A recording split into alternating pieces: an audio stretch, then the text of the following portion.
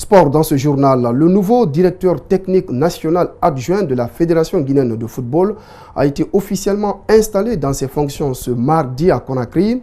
L'arrivée du Français Éric Mar intervient après la signature d'une convention de partenariat entre la Fédération française et la FEGIFOOT tenue à Paris le 29 avril 2018. Malik Sandiana Kamara, Aliouba.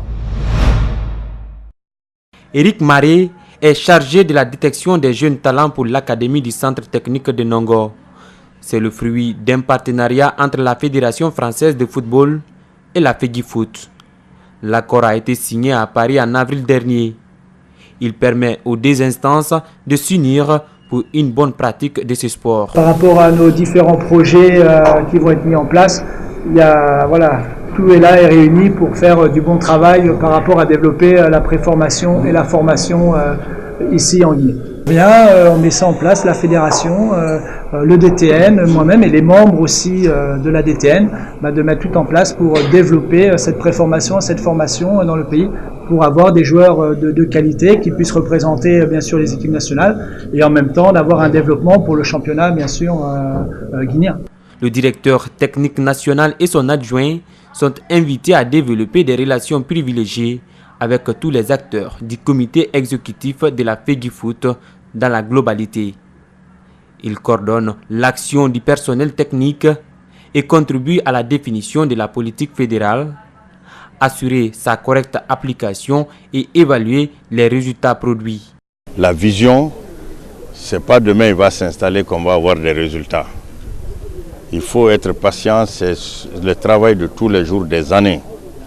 Et les académiciens qui vont rentrer ici, il faut beaucoup de travail pour que demain, qu'ils puissent remettre la Guinée à sa place. Ce partenariat ne se limitera pas qu'à Conakry.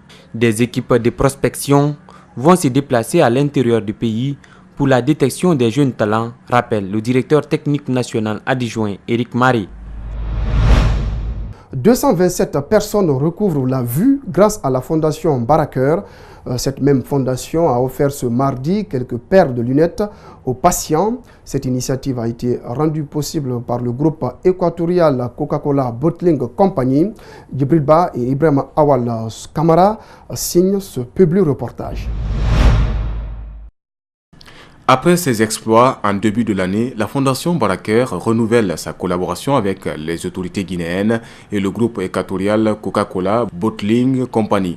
La Fondation maintient alors son expédition en luttant contre la malvoyance et la cécité en Guinée. On ne fait qu'apporter en tant qu'acteur privé notre contribution pour montrer notre engagement au niveau de la communauté. Donc c'est ce qu'on essaie de faire. Nous l'avons fait avec un triangle d'or en ayant comme participation le gouvernement qui a pris parti, les fondations et bien évidemment nous-mêmes. Une autre fondation du nom de Ruta de la Luz s'est associée à cette action humanitaire. Du coup, des opérations et tests réalisés ont permis à un maximum de personnes de bénéficier de soins gratuits. Les procédures sont simples. Ce qu'on passe une annonce à la radio et à la télévision et on dit on doit opérer 200 personnes. Donc les 200 personnes qui viendront et qui seront opérables seront opérées. Donc évidemment, pour pouvoir opérer 200 personnes, il faut consulter à peu près 1000-1500 personnes pour pouvoir trouver des cas qui soient opérables. Les bénéficiaires de ces verres correcteurs promettent d'en faire bon usage. Je dois vous dire que je suis très content ce matin parce qu'hier on a été appelé pour demander à ce que nous venons retirer ces verres de correction. Depuis un certain moment, moi j'ai des mots d'yeux. Il était même question que j'aille à Dakar ou à Abidjan pour me faire consulter. Donc je suis resté en train de me préparer. Un jour, on m'a informé comme quoi il y a des Espagnols qui sont du côté de Flamboyant. C'était au mois de mai. Alors dès que j'ai été informé, j'ai jugé nécessaire de venir me faire consulter. La Fondation Baraker avec ses partenaires, notamment ECCBC, EasyCom et la Fondation CrossMe, compte engager d'autres actions au mois d'octobre. À présent, l'actualité africaine et internationale dans ce 22h. En bref et en images, les Ghanéens rendent hommage à l'ancien secrétaire général de l'ONU, Kofi Annan, dans la capitale de son Ghana natal. De nombreuses personnalités sont annoncées pour assister à ces obsèques prévues ce jeudi 13 septembre. Pour rappel, Kofi Annan, prix Nobel de la paix, est décédé le 18 août dernier en Suisse à l'âge de 80 ans. Il fut le premier secrétaire de l'ONU issu de l'Afrique subsaharienne. Nous sommes le 11 septembre, ce mardi, une date gravée à jamais dans l'histoire des États-Unis d'Amérique suite aux attentats du World Trade Center. 17 ans après, plus de 1100 victimes n'ont toujours pas été identifiées. Mais dans un laboratoire de Manhattan, une équipe poursuit inlassablement le travail d'identification aidé par le progrès de la technologie. Suivez. 17 ans après les attentats du World Trade Center, le travail d'identification continue grâce à la nouvelle technologie. Pour le moment, il reste plus de 1100 victimes à identifier. Those remains, 22,000 remains that have been recovered from Ground Zero, they experience the worst of conditions when it comes to DNA.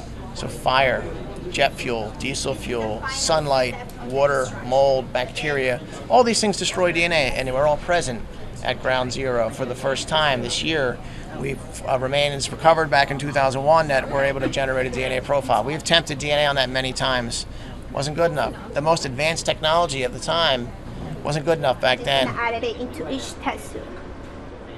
When you're notified, it brings you back to that day, you know, just the horrific way that they died.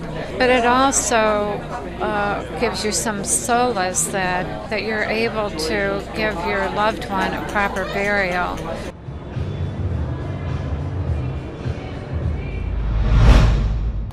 Près de 300 000 hommes, toutes les composantes de l'armée impliquée et des soldats chinois en soutien, la Russie a lancé ce mardi 11 septembre les plus vastes manœuvres militaires de son histoire, dénoncées par l'OTAN comme la répétition d'un conflit de grande ampleur. Ce déploiement massif auquel participent les armées chinoises et mongoles, baptisé Vostok 2018, continuera jusqu'au 17 septembre en Sibérie. Suivez.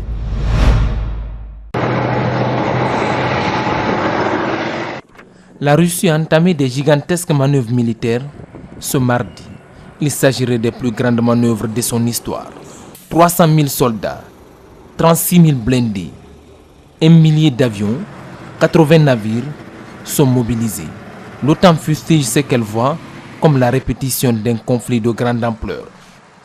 Plus de 3 000 soldats chinois participent également à cette opération Vostok 2018. Une façon pour la Russie de montrer qu'elle n'est pas isolée sur la scène internationale.